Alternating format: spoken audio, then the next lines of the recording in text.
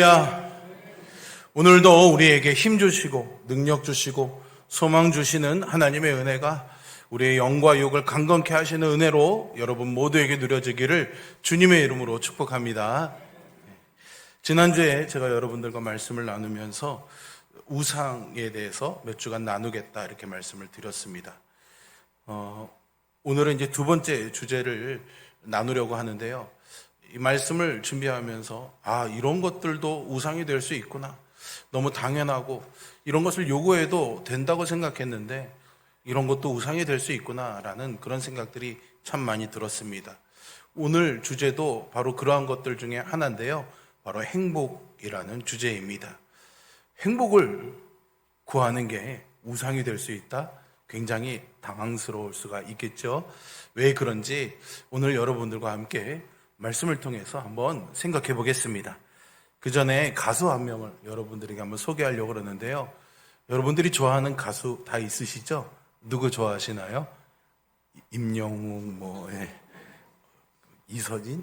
김서진인가요? 하여튼, 좋아하시는 가수들이 있으리라 생각이 됩니다. 지금 소개해드릴 가수는 좀 젊은 사람들이 좋아하는 가수인데요. 자이언티라는 가수입니다. 들어보셨습니까? 좀 깨어 계시네요. 이 가수의 본명이 원래 김혜솔이에요. 그런데 자기가 추구하는 음악이 이 이름과는 좀 안 맞는다고 생각해서 자이언티라는 예명을 지었습니다. 근데 이 자이언티라는 이름이요, 예루살렘에 있는 시온, 이걸 영어로 하면 자이언이 됩니다.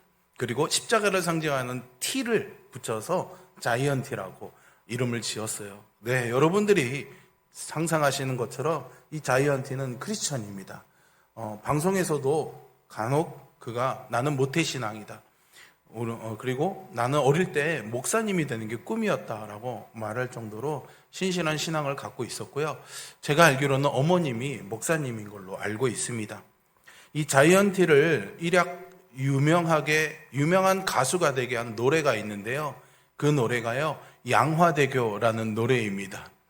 2014년에 발표한 노래인데요. 처음에는 인기를 끌지 않았어요. 그런데 아주 유명한 TV 프로그램에 이 가수가 출연을 하게 되면서 역주행을 해서 많은 사람들이 좋아하는 노래가 되었습니다. 이 노래에 보면은 아버지에 대한 이야기가 나옵니다. 아버지가 택시 운전사였는데요. 어릴 때 늘 아버지한테 전화해서 아빠 어디야? 라고 물어보면은 아빠는 늘 양화대교야 라고 그렇게 대답하셨대요. 양화대교는 아버지가 가족들을 위해서 일하는 장소였던 것이죠. 그리고 나서 이 가수가 성인이 되고 돈을 벌다 보니까는, 그리고 가족을 책임지다 보니까는 새벽까지 택시를 몰면서 일해야 됐던 그 아버지의 고단한 심정을 조금이나마 알게 되었다고 합니다. 이렇게 가족에게 빚진 마음이 있었는데 때마침 어머님도 많이 아프셔서 가족을 생각하면서 문득 가사 한 마디 생각해서 30분 안에 노래를 만들었는데 그 노래가 바로 양화대교였습니다. 이 양화대교의 후렴구에 보면은 이런 가사가 나옵니다. 제가 이 노래를 잘 따라 못 부르겠더라고요. 찬양은 잘 부르는데 가요는 제가 잘 못 불러요. 이렇게 부릅니다. 행복하자, 행복하자, 아프지 말고, 아프지 말고. 이게 무슨 노래냐고 또 원곡은 훨씬 잘 불렀습니다. 제가 잘 못 불러서 너무 미안합니다. 어쨌든 이렇게 이렇게 읊조리듯이 하는 노래인데요. 이게 굉장히 좀 매력적이고 자이언티의 목소리가 또 여기에 굉장히 좀 효과적인 그런 감정을 또 느끼게 해줍니다. 거기다가 행복하자, 아프지 말고 라는 이 가사가 왠지 모르게 좀 짠한 감정으로 우리에게 공감을 불러일으키죠. 단지 이렇게 행복하자라는 그 말 한마디가 우리의 가슴을 울리는 것은 그만큼 사람들이 삶에서요, 행복을 누리고 싶어 하고 무엇이 진정한 행복인지를 알고 싶어 하기 때문이겠죠. 많은 사람들이 행복을 추구하는 것만큼 이 행복에 대해서 다양한 정의들이 있습니다. 어떤 사람들은 좋은 사람과 맛있는 음식을 먹는 것을 행복이라고 이야기합니다. 또 누군가는요, 원하는 직업을 얻고 이상형인 배우자를 만나서 안정적인 가정을 이루는 것을 행복이라고 말하죠. 또 어떤 이들은 하나님 안에서 온 가족이 평안한 삶을 누리는 것을 행복이라고 말하기도 합니다. 그러면 여러분들은 행복이 뭐라고 생각하십니까? 어떨 때 여러분들은 행복하다고 생각하십니까? 여러분, 행복하고 싶으시죠? 네. 다른 사람은 별로 행복하고 싶지 않으신가 봅니다. 어쩌면 행복하고 싶냐고 물어보는 이 질문은 되게 좀 어리석은 질문인 것 같습니다. 왜냐하면 하나님이 우리를 창조하실 때 우리에게요, 행복에 대한 갈망을 다 심어주셨기 때문이죠. 그러면 이런 질문은 어떻습니까? 예수님을 믿으면 행복해질까요? 사랑하는 배우자나 말 잘 듣는 자녀, 힘이 되어주는 가족, 월급을 많이 주는 직장, 건강, 나를 인정해주고 좋아하는 사람들, 또 여유롭게 즐길 수 있는 휴가, 이런 조건들이 만족이 되면은 우리는 행복하다 생각할까요? 여러분들이 자녀를 기르시면서요, 자녀들이 때로는 성실하지 못하거나 부모의 뜻대로 따라오지 않아서 미래가 걱정될 때 이렇게 혼내거나 잔소리들을 많이 하시죠? 그리고 나서 끝에 꼭 이런 이야기를 하십니다. 이거 다 너 맞습니다. 너 잘 되라고 하는 말이야. 나중에 행복하라고 하는 말이야. 이렇게 얘기하시죠. 그런데요, 오늘 본문에도 그런 비슷한 말씀이 있습니다. 13절의 말씀인데요. 이 13절의 말씀을 우리말 성경에서는요, 이렇게 번역하고 있습니다. 자막에는 11절로 잘못되어 있는데요. 내가 오늘 너희가 잘 되라고 주는 여호와의 명령과 규례를 지키는 것이 아니냐라고 말씀하시죠. 물론 일반적으로 부모님들이 너 잘 되라고 하는 이야기야 라고 말하는 그 행복과 성경에서 말하는 하나님의 말씀이 주는 행복에는 좀 차이가 있을 것입니다.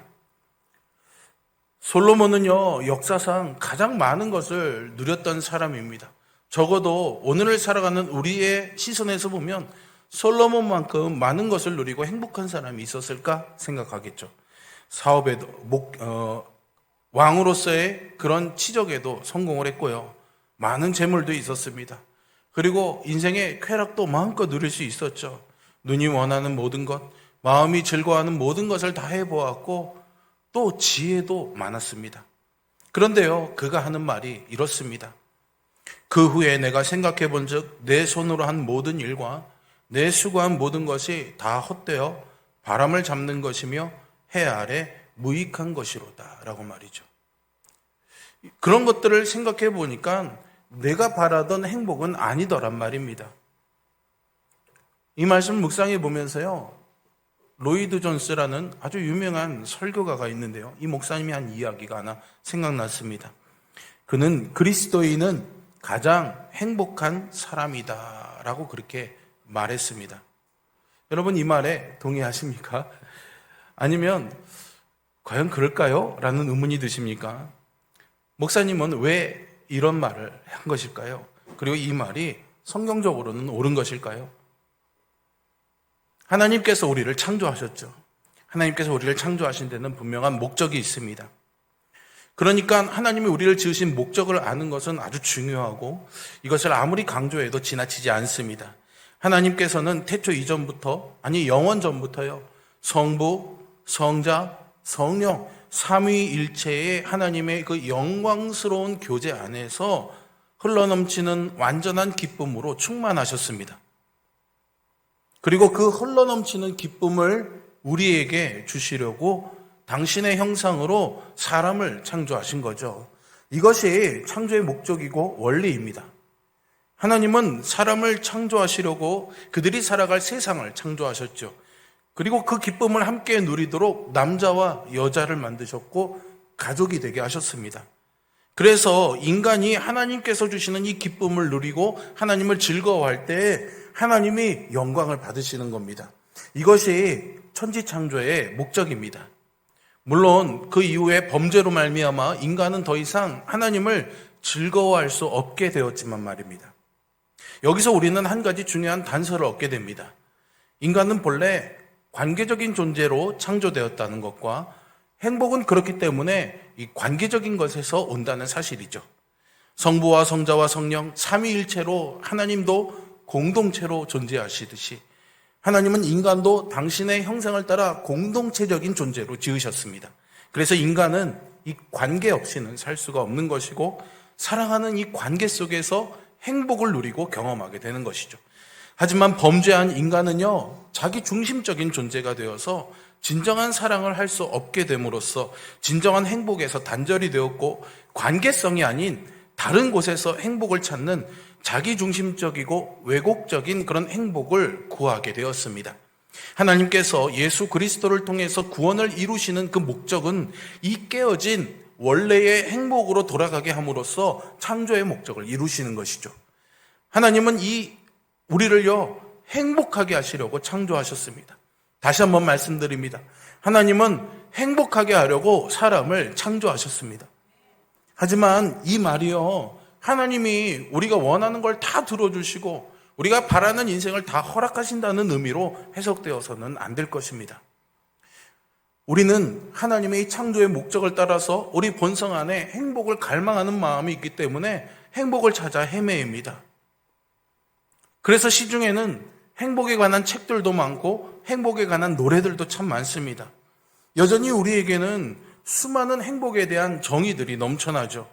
그리고 우리 역시도 각기 다른 이 행복의 정의를 따라서 많은 시간을 할애하면서 살아갑니다. 그래서 우리는 참된 행복을 찾기 위해서 이 행복을 조금 구분해서 이해할 필요가 있습니다. 이것을 잘 설명한 책이 하나 있는데요. 미국 복음주의의 탁월한 상담가였던 레리 크랩이라는 분이 쓴 행복이라는 책입니다. 그는 이 책에서요, 1차적인 행복과 부차적인 행복이 있다, 이렇게 설명해주고 있습니다. 그리고 우리가 추구하는 건강하거나 가족이 화목하거나 이런 것들을 전부 다 부차적인 행복이라고 설명하죠. 부차적인 행복은 그러니까 우리의 삶이 잘 풀려나갈 때 느끼는 그런 감정들입니다. 갑자기 복권이 됐다든가, 자녀가 좋은 직장에, 좋은 학교에 갔다든가, 좋은 일이 생기는 그런 감정들이죠. 그렇다고 이 부차적인 행복을요, 무작정 그렇게 부정적인 것으로 치부하지는 않습니다. 세상을 살아가면서 이런 부차적인 행복도 필요하고 좋은 것이라고 말합니다. 이 부차적인 행복은 삶이 우리를 속이지 않을 때, 삶이 우리를 선대할 때 주어지는 행복이죠. 그래서 우리는요, 하나님께 우리가 바라는 바 어떤 만족스러운 환경과 즐거움을 어느 정도는 공급해 주셔야 된다고. 적어도 하나님이 우리를 고통스러운 상황에 그냥 내버려 두셔서는 안 되고, 그런 상황에서 우리를 우선은 건져 주셔야 되는 것이 맞는 것이 아니냐라고 당연히 생각하게 됩니다. 그런데 문제는요, 이 부차적인 행복이요, 본질상 누구와 나눌 수 있는 행복이 아니라는 것이죠. 반대로 생각해보면 나의 행복이 다른 사람에게는 불행을 느끼게 할 위험이 존재한다는 것입니다. 이것이 범죄한 인간이 추구하는 부차적인 행복의 한계입니다. 그럼에도 부차적인 행복의 길은요, 모든 사람이 가고 싶어하는 넓은 길이죠. 그런데 레리 크랩은요, 이거보다 더 나은, 더 큰 행복이 있다고 말합니다. 그것이 바로 1차적인 행복인데요. 책에서 그는 이것을 이렇게 설명합니다.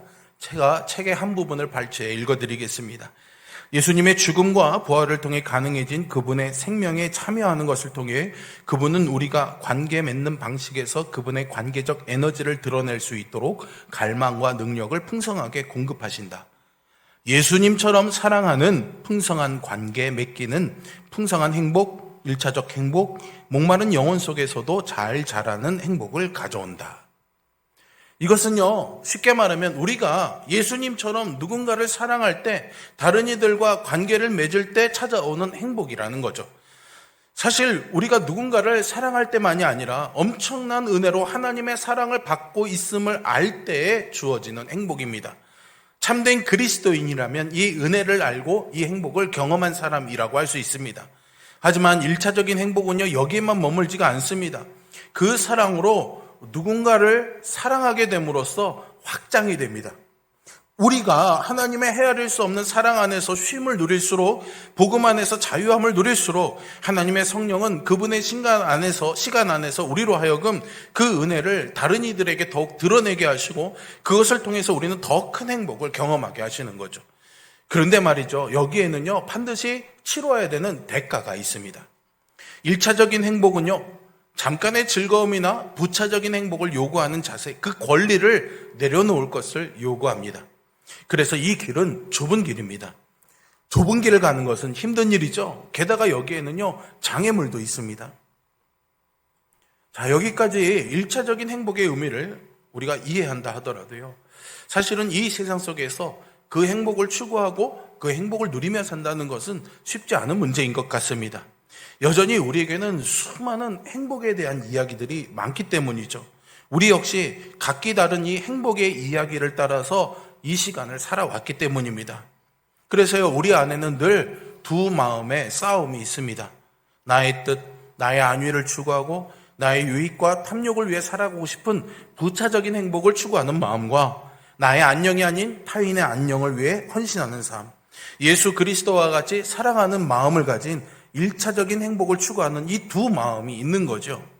사도 바울은 로마서 7장에서 이 두 자아의 싸움이 너무나 명확하게 표현을 해주고 있습니다. 하나님의 말씀에 순종하며 살려는 나인 동시에 나를 죄의 법 아래로 이끌어들이는 악한 소욕들이 여전히 내 안에 남아있다라는 것이죠. 사실 성도 안에는 이 두 자아가 피 흘리는 싸움을 하고 있습니다. 그런데 말이죠, 육신을 따라 사는 사람들에게는 이 싸움이 없습니다. 성령의 마음이 없기 때문이죠. 마찬가지로 부차적인 행복을 위해서 살아가려고 한다면 이 싸움을 하지 않아도 됩니다. 하지만 1차적인 행복을 위해서 살려면 이 싸움은 우리가 죽을 때까지 끝나지 않을 길고 긴 싸움이 됩니다. 이러한 삶을요, 좁은 길을 걷는 삶이라고 하죠. 사람이 1차적인 행복으로 가지 못하게 막는 부차적인 행복을 포기하지 못하기 때문입니다. 이때 부차적인 행복은 1차적인 행복의 장애물이 되는 거죠. 여기서 내적인 싸움이 일어나는 겁니다. 여기서 만약 우리가 부차적인 행복을 추구하고 그 부차적인 행복을 바라보면은 그것이 바로 우상이 된다는 것이죠. 우리가 조금 더 생각해 보면 이런 태도를 형성하는 전제가 있습니다. 내가 좋은 기분을 느끼고 싶어 하는 것, 행복을 향한 나의 갈망이 당연한 거 아니냐라고 하는 생각이죠. 이것을 권리라고 느끼는 것입니다. 그리고 이런 만족을 원하는 것은 나쁜 것이나 죄 짓는 것이 아니니까, 지극히 인간적인 것이니까 당연한 거 아니야 라고 생각하는 거죠. 네, 저도 그렇게 많이 생각합니다. 여러분들도 그렇게 생각하시겠죠. 그런데요, 이런 전제가 마음을 장악하게 되면은 1차적인 행복의 자리로 인도하시는 성령님의 인도와 내 안에서 일으켜주시는 성령께서 주시는 그 1차적인 행복을 향한 갈망을 듣지 못하게 됩니다. 무시하게 되는 거죠. 그래서 일생을 그저 눈앞에 보이는 부차적인 행복을 찾기 위해서 맴도는 삶을 살아가게 되는 것이죠. 저는 오늘 말씀을 시작하면서 여러분들에게 예수님을 믿으면 행복할까요? 라고 물었습니다. 이 물음을 안고 오늘 본문의 13절을 다시 한번 보겠습니다. 내가 오늘 내 행복을 위하여 내게 명하는 여호와의 명령과 규례를 지킬 것이 아니냐라고 말씀하죠. 하나님께서 율법을 주셨는데요, 율법을 주시는 것은 하나님의 백성들의 행복을 위해서랍니다. 여러분, 이 말씀이 이해가 되십니까? 사실 많은 사람들은요, 하나님의 율법을 사실은 우리의 자유를 억누르는 좀 불편한 것으로 이해하고 느낄 때가 많습니다. 그러니 행복과 율법을 연결시키는 것이 쉽지는 않습니다. 그렇다면 하나님의 율법은 우리를 노예로 만드는 것일까요? 아니죠.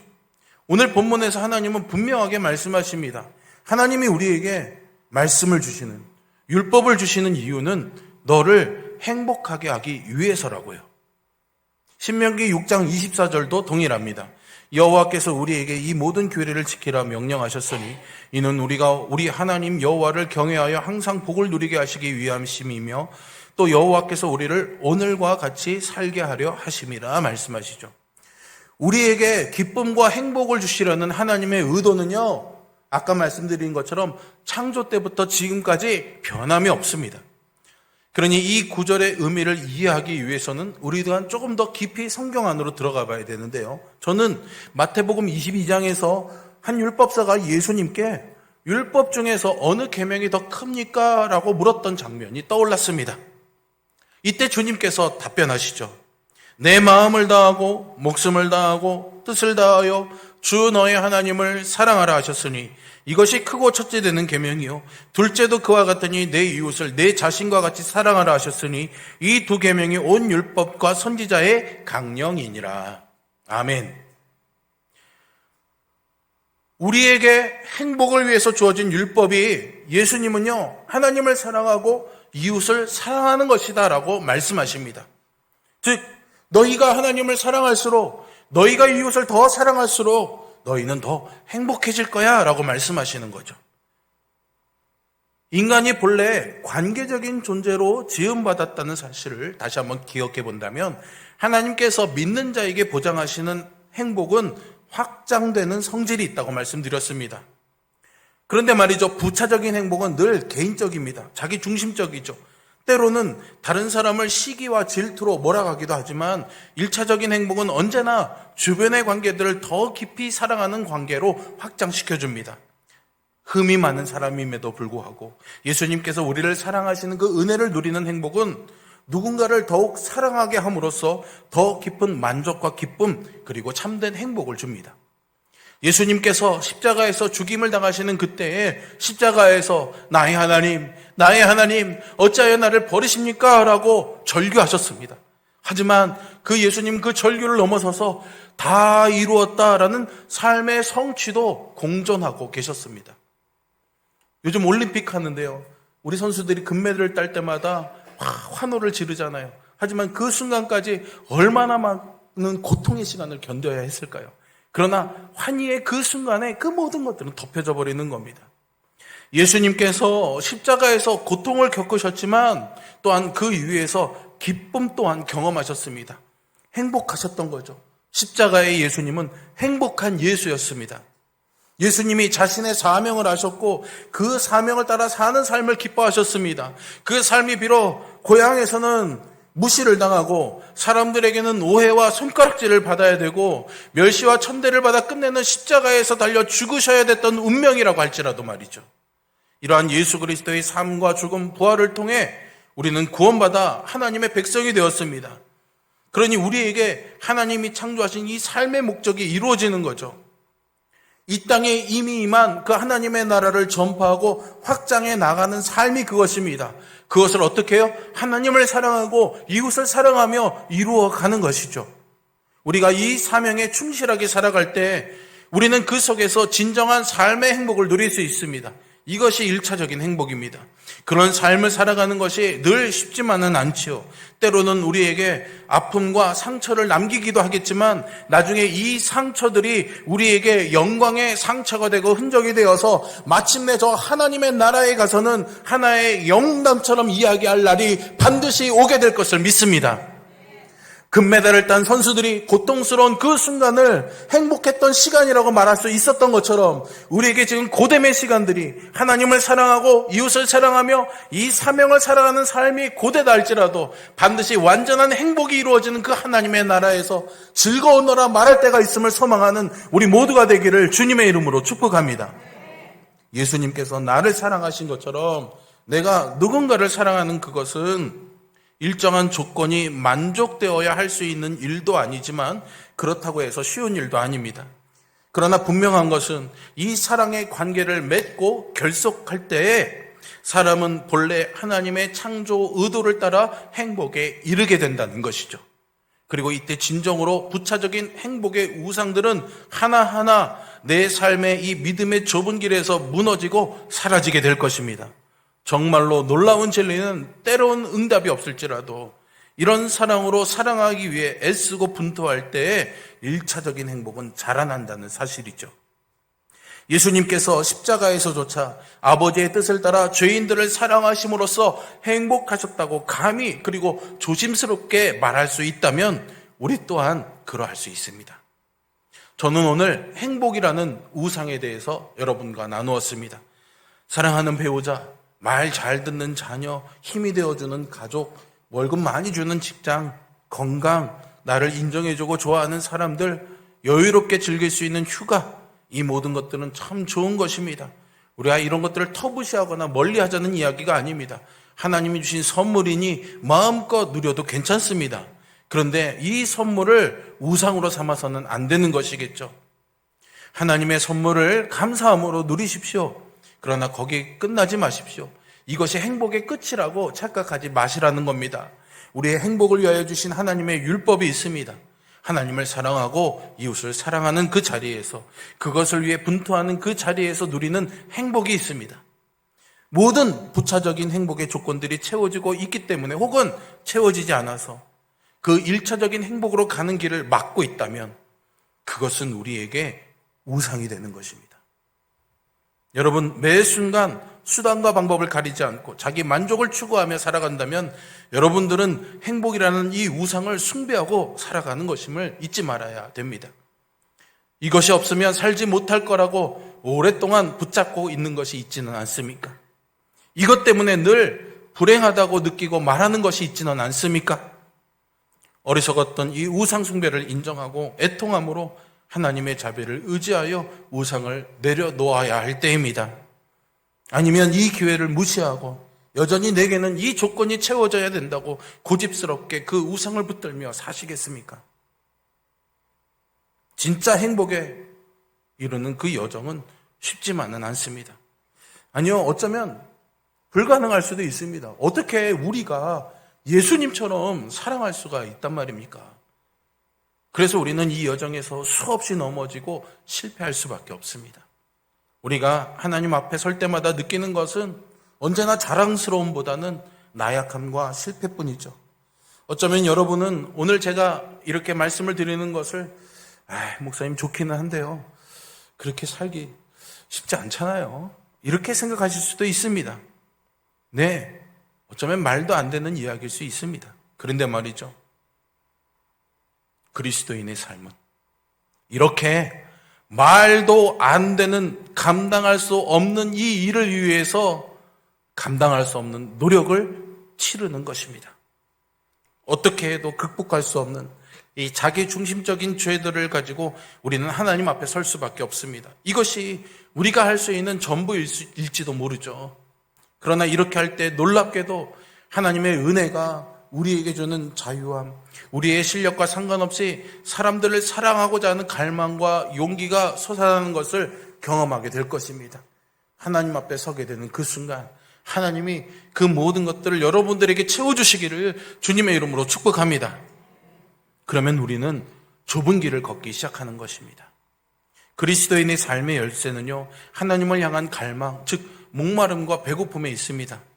왜 사람들이 그렇게 오래도록 교회당에 앉아있고 그렇게 많이 예배를 드리고 있음에도 우리의 영혼을 기쁘게 하고 우리의 영혼을 행복하게 하는 이 하나님의 경험을 하고 있지 못하는 것일까요? 어쩌면 하나님을 향한 갈망이 너무 피상적이거나 아니면 그렇게 목매어 찾고 있지 않기 때문은 아닐까요? 여러분, 어떤 대가를 지불하더라도 예수님처럼 사람들을 사랑하는 자리에 이르고 하나님께서 주시고자 하는 이 행복을 누리고 싶어하는 이 갈망이 성령을 통해 오늘 여러분들에게 부어지기를 주님의 이름으로 축복합니다. 단지 홍천성결교회 교인이라는 이름으로 예배만 드리고 있는 이 자리에 앉아만 있는 것이 아니라 정말로 주님이 나를 사랑해 주셨던 것처럼 이제 나도 다른 사람들을 사랑해야겠다라는 이 마음과 이 갈망이 여러분들에게 부어지기를 소망합니다. 단순히 누군가의 관심과 돌봄의 대상만으로, 그것들이 주는 행복만으로 살아가시겠습니까? 그러지 마시고 예수님이 여러분들을 사랑하신 것처럼 누군가를 조건 없이 사랑하고 돌보기 시작할 때 우리 안에 주어지는 이 행복을 누리며 살아갈 수 있기를 바랍니다. 그리고 이 사랑을 위해서 분투하시기를 바랍니다. 그것을 갈망하시기를 바랍니다. 그것을 구하시기를 바랍니다. 우리가 이 땅에서 진정한 행복을 위해 매일 치열한 싸움을 싸워갈 때 우리는 고난과 인내와 희생을 경험하겠지만 동시에 행복과 기쁨도 반드시 경험할 것입니다. 그리고 그렇게 살아가다 보면 마침내 진정한 행복을 누리게 될 날을 맞이할 줄로 믿습니다. 그렇게 우리 모두가 진정으로 행복한 그리스도인으로 살아갈 수 있기를 주님의 이름으로 축복합니다. 기도하겠습니다.